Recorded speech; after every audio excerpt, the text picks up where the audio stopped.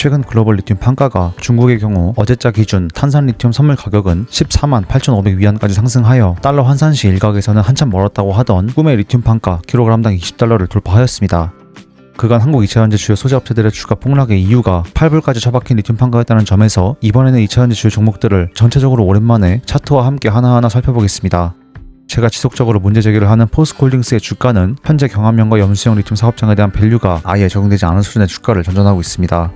kg당 20달러의 리튬 판가라면 현재 아르헨티나 인접 염호 추가 매입이나 호주 리튬 지분 이익을 제외하고 그냥 간단한 산술식으로 계산해봐도 93,000톤을 전부 돌리면 18.6억 달러, 1,450원의 환율을 적용한다면 약 2.7조 원의 매출액을 가늠해볼 수 있습니다.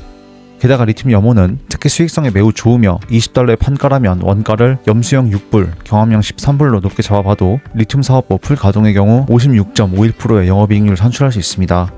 즉 2024년, 2025년 두 해 포스코홀딩스 전체 영업이익이 각각 2조 원씩이었다는 점을 감안할 때 여기에 1.5조 원가량이 별도로 추가될 가능성이 있는 것이고, 따라서 리튬 사업부가 현재 시장에서 보는 것과 같이 단순한 일개 금융가게 사업장이 아니라는 것은 분명한 사실입니다. 게다가 이전 영상에서 말씀드린 바와 같이 미네랄 리소스사와의 리튬 합작 제조사 운영을 통한 지분에 따른 배당 이익까지 합산한다면 결코 리튬에서 발생하는 영업이익을 지금과 같이 과소평가할 수 없습니다. 심지어 리튬 판가는 지금의 상승세로 볼 때 20달러에서 고정되는 것이 아니고 향후 더 상승할 가능성이 있음에도 불구하고 현재 포스코홀딩스의 주가에는 이에 대한 그 어떤 평가도 이루어지지 않는 것입니다. 따라서 이것이 현재 특정 섹터에 이목이 집중된 한국 시장을 더더욱 효율적 시장 가설 등으로 설명할 수 없는 이유이기도 합니다. 물론 철강 영업이익에 대한 멀티플이 더 낮게 들어가야 한다는 말씀과 HMM 인수권 등을 평가에 반영해야 한다는 의견이 있으나 현재 심하게 폭등하는 리튬 판가를 감안할 때 꿈쩍도 않는 현재 주가가 비정상적이라는 것만큼은 분명합니다. 오히려 포스코홀딩스의 주가는 때로는 떨어지기까지 합니다. 따라서 엄밀히 말해 지금은 포스코홀딩스를 사야 합니다만 한국 시장은 워낙 스몰캡 시장이고 이렇듯 주가 흐름이 기업 밸류나 미래사업 가치보다는 수급의 영향력이 펀더멘털을 압도하기 때문에 어느 정도의 등락폭을 내가 견딜 수 있는지를 검토해보고 비중을 조절하셨으면 좋겠습니다. 다음으로는 리튬 판가가 굉장히 중요하지만 정작으로 반대의 주가 추이를 보이고 있는 에코프로비움입니다. 양극재 판가와 재고자산 평가에 직결되는 리튬 가격은 2023년 말 수준을 완벽하게 회복하였습니다. 그동안 에코프로비움의 주가 폭락의 주요 사유는 첫째가 실적 악화였고 둘째가 리튬 판가 하락이었습니다. 에코프로비움의 실적은 이전 2023년도의 최고점에는 미치지 못하고 있지만 분명히 어느 정도 반전에 성공하였으며 리튬 판가는 2023년도 수준까지 수직 상승하고 있다는 점에서 두 가지 사유 모두 해소되었다고 할 수 있겠습니다. 그래도 산업 전체에 대한 기대감이 당시의 수준에는 미치지 못한다는 점에서 에코프로비움의 주가는 2023년 말까지는 아니더라도 어느 정도 그 근처 어디까지는 도달해도 이상하다고 할 수 없습니다. 게다가 당시에는 없던 인도네시아 법인을 통한 니켈 직접 수급 그리고 헝가리 공장을 통해 유럽형 하이니켈 물량을 커버할 수 있다는 점에서 전체적인 기업의 체급은 과거보다 훨씬 커졌기 때문입니다. 그러나 현재 주가는 보시다시피 전혀 그렇지 못합니다. 당시 에코프로비움의 주가는 23년 여름 스키즈발 폭등 이후 공매도와의 전쟁 상황 속에서 변동폭이 굉장히 컸지만 횡보 구간의 평균치는 주당 26만원으로 현재 주가는 그에 비하면 거의 절반 수준입니다. 한국 시장이 얼마나 제멋대로 움직이는가 하면 이전에도 말씀드린 바와 같이 에코프로비움의 주력 고객사는 삼성 SDI임에도 불구하고 LG엔솔과 포드 간의 계약 해지 소식에 동반 폭락한다는 것입니다. 오창 에코프로비움 본사와 LG에너솔루션 공장은 대로 하나를 사이에 두고 맞닿아 있음에도 LG엔솔이 LG화학을 통해 양극재를 작업하고 있기도 해서 양사는 현재 서로 아무런 관계가 없습니다. 그런데도 단순히 앞으로 2차전지가 암울할 것 같다는 한국 내부적인 분위기에 짓눌려 전혀 상관없는 에코프로비움은 리튬 가격이 계속 상승함에도 불구하고 이와 전혀 무관하게 짓눌리고 있는 것입니다. 이렇듯 글로벌 배터리 업황과는 정반대의 한국 자체적인 내부 분위기는 누가 주도하고 누가 근거 없는 괴담과도 같은 비관론을 퍼뜨리며 이 상황에 일조하고 있는지 곰곰이 생각해볼 필요가 있습니다. 제가 문제를 제기하는 부분은 왜 주가가 전 고점을 빨리 회복하지 못하느냐가 아닙니다. 2023년도 당초 기대감보다는 시장의 성장 속도가 빠르지 않아 50만원, 100만원 이렇게 주가가 수직 상승하지 못하는 상황은 인정합니다. 그러나 그동안 주가가 버틴 것이 아니고 각종 괴담과 그에 따른 공포에 따라 충분히 저렴해졌음에도 재차 동사와는 상관도 없는 계약권 등으로 주가가 황당하게 또 20% 단숨에 빠지는 상황이 문제라는 것입니다. 물론 이렇게 주가가 눌린 사태 역시 초과 수익의 기회로 활용할 수도 있겠지만 이렇게 풍문에 따라 주가가 널뛰게 한다는 것 자체가 에코프로비움 주식이라는 자산의 신뢰성을 떨어뜨리고 대규모 자금의 유입을 어렵게 만드는 요인 중 하나입니다. 리튬의 가격은 배터리 시장과 전혀 상관없는 무슨 돼지고기 시세가 아닙니다. 리튬 가격이 상승한다는 것은 글로벌 배터리 수요가 여전히 건재하다는 것을 의미하고 여전히 앞으로 많은 양의 배터리가 필요하다는 것을 의미합니다. 그럼에도 불구하고 에코프로비엠은 오르기는커녕 무한히 주가가 처박히고 있는데, 특히 주력 고객사와 무관한 계약 해지 소식에 돈만 폭락하는 현상은 한국 시장의 수급이 합리적 분석이 아닌 소수 집단의 심리적 주도권에 의해 왜곡되어 있음을 극명하게 보여주는 사례라고 할 수 있겠습니다. 더해서 이번 느닷없는 여의도의 ESS 테마 형성에 있어 LNF와 함께 주도주의 면모를 보였던 에코프로도 함께 보면 물론 저점을 기준으로 하면 리튬 가격 상승분만큼은 따라갔다고 할 수 있습니다. 에코프로는 양극재, 소재 계열을 완성한 사업 제휴사로서 에코프로 이노베이션을 보유하고 있다는 점으로 인해 핵심 자회사인 에코프로비엠보다 리튬과 니켈 등의 주요 금속 판가 변동에 더욱 민감할 수밖에 없습니다. 2025년 하반기 리튬 가격이 최저점 부근에 머물 당시 에코프로의 주가는 4만원 선을 형성하며 바닥권에 진입하였습니다.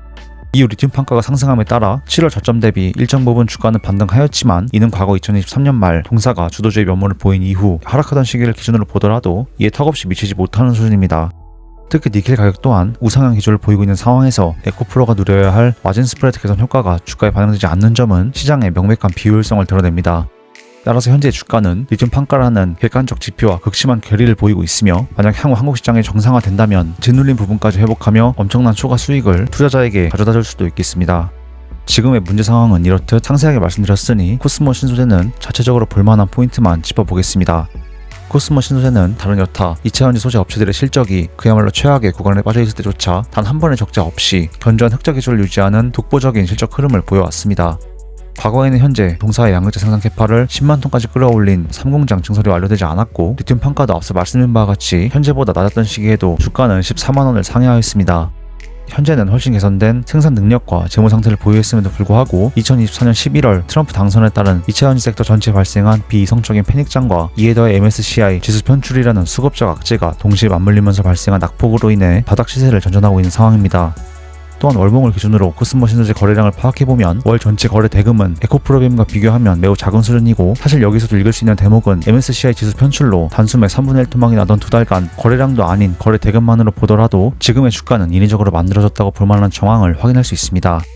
따라서 향후 3공장 정상 가동 그리고 4공장 증설에 따라 어느 정도 분위기가 반전된다면 이 낙폭을 단계적으로 빠르게 되돌릴 가능성 또한 있다고 할 수 있겠습니다. 다만 코스모 신소재는 그간의 실적 흐름을 볼 때 리튬 자원을 공격적으로 축적하는 기업은 아닙니다. 따라서 재고자산 평가액에 따른 실적 변동폭이 상대적으로 크지는 않습니다. 그러나 트럼프가 당선되면 한국 2차 전지는 끝장이라는 정치적 리스크가 MSCI 지수 편출로 이미 가격에 충분히 주가를 단숨에 3분의 1 정도로 날려버릴 만큼 과도하게 선반영된 만큼 언제 반등할지 알 수는 없어 트레이딩 종목은 당연히 아니지만, 중장기적인 투자 관점에서는 일각에서 논하는 텐베거 등의 높은 초과 수익을 달성할 가능성이 있는 기업이고, 현재의 가격대는 밸류 대비 충분히 매력적임은 부정할 수 없는 사실입니다. 코스모 신소재는 추후 따로 빼서 자세하게 다뤄보겠습니다. 다음으로는 대망의 앨범알입니다. 글로벌 리튬 1위 기업인 앨범알의 최근 주가 추이는 한국 2차 전지 섹터의 비정상적인 흐름과는 정반대로 리튬 판가가 저점 대비 약 2배 상승하는 동안 이를 상회하는 3배 이상의 상승률을 기록하며 높은 프리미엄을 인정받고 있습니다. 이는 리튬 가격 회복이 기업의 실적 개선으로 직결될 것이라는 시장의 합리적인 신뢰가 반영된 결과이며, 보수적인 카펙스 집행과 운영 효율화 전략이 시장으로부터 긍정적으로 수용되고 있음을 보여줍니다. 특히 앨범알은 리튬 판가 kg당 20달러 기준에서도 kg당 80달러를 기록하던 시점에 실적을 달성할 수 있다는 굉장히 공격적인 가이던스를 제시하고 있으며, 미국 증시는 한국과 달리 소수 세력이 주가를 찍어 누르는 것이 아니고 대체로 실적이 나오면 그에 따른 정직한 평가를 내립니다. 따라서 너무 긴 범위가 아니더라도 앨범알은 향후 2차 전지 업황이 어느 정도 반전될 경우 충분히 괜찮은 실적, 투자자 관점에서는 괜찮은 수익을 낼 수 있는 기업입니다. 또한 앨범알은 2025년 12월 실내에서 DLE 파일럿 플랜트의 검증을 성공적으로 완료하고 아타카마 염호 플랜트에 2억 1,600만 달러 규모의 추가 투자를 단행하는 등 염수형 리튬 프로젝트 확장에도 총력을 기울이고 있습니다. 사실 워낙 한국 배터리 기업들의 주가가 말도 안 되게 찍어 눌리다 보니 저점 대비 이미 반등한 앨범알의 중장기 업사이드는 K배터리 주요 소재 업체들보다 매력적이지는 않게 되었습니다. 그러나 기관들의 적대적인 노이즈에 의해 주가가 억눌려 앞으로도 계속 왜곡이 발생할 한국 시장과 달리 공정한 평가를 받을 수 있고, 2차 전지 산업 전체 성장에 따라 실적이 오르면 주가가 오르고 내리면 떨어지는 정상적인 주식이라는 점에서 투자의 근거를 찾을 수 있습니다. 현재는 트레이딩의 영역으로 사측의 실적 가이던스를 근거로 투자를 고려할 수 있겠습니다. 앨범알은 여러 차례 다루었으니 구체적인 설명은 제 채널의 영상들을 참조해 주시면 감사드리겠습니다. 이어서 2차 전지 장비 대장주 PNT는 한국 시장에 상장되는 이상 여의도 주류 내러티브와 다른 섹터라면 실적이 나와도 재평가를 받지 못할 가능성을 보여주는 대표적인 사례입니다. 이것이 미국과 한국의 결정적인 차이입니다. 심지어 2024년 4분기에는 그냥 평범한 실적도 아닌 무시무시한 실적을 내고도 주가는 반토막이 났습니다. 이는 한국 시장 한정으로 실적이 주가의 하방 지지를 확보해주지 못하는 투자 관점에서는 실적 지표에 대한 신뢰마저 흔들리게 만드는 사례입니다. 역사적으로 볼 때 통상 전체 섹터가 무너져도 버티는 한두 기업은 있기 마련이고 그 기업들은 예외 없이 실적이 홀로 독보적으로 빛난다는 특징이 있습니다. 그러나 트럼프 당선 확정 직후 하루 만에 10% 이상 주가가 빠진다거나 소전 배터리가 기존 리튬이온 배터리 체제를 완전히 붕괴시킬 것이라는 자극적인 주장 등의 실적이고 뭐고 상관없이 모든 주식이 밟혔고 PNT는 가장 큰 피해자라고 할 수 있습니다. 현재 동사는 IR의 부재와 대외적 시장 상황에 따라 현재는 평범한 수준으로 돌아왔는데 성장 데이터도 없이 3기가 뜻이 LFP 양극재 등 주주들이 이 기업에 무엇을 믿고 투자를 해야 하는지 대단히 불분명한 상황입니다. 과거에는 김준서 대표님께서 직접 홍보를 하시기도 했으나 현재 PNT는 윤성 FNC, TCC들과 같은 기업들과 마찬가지로 시장과 소통이 없어 향후 수익 모델을 알 수 없는 상태로 IR 자료 없이는 투자할 수 없겠습니다. 이렇게 6개의 기업을 살펴봤는데 전체적인 글로벌 시장과 달리 한국의 2차전지 시장은 지표와 주가가 완전히 따로 움직이는 극심한 시장 왜곡을 경험하고 있습니다. 지역에 따라 $20를 상회하기도 하는 리튬 판가는 배터리 기업들의 수익성을 결정짓는 핵심 지표이며 과거 주가 하락의 명분으로 사용되었던 리튬 가격은 정작으로 반등하자 한국 기업들의 주가에만 전혀 반영되지 않고 있습니다.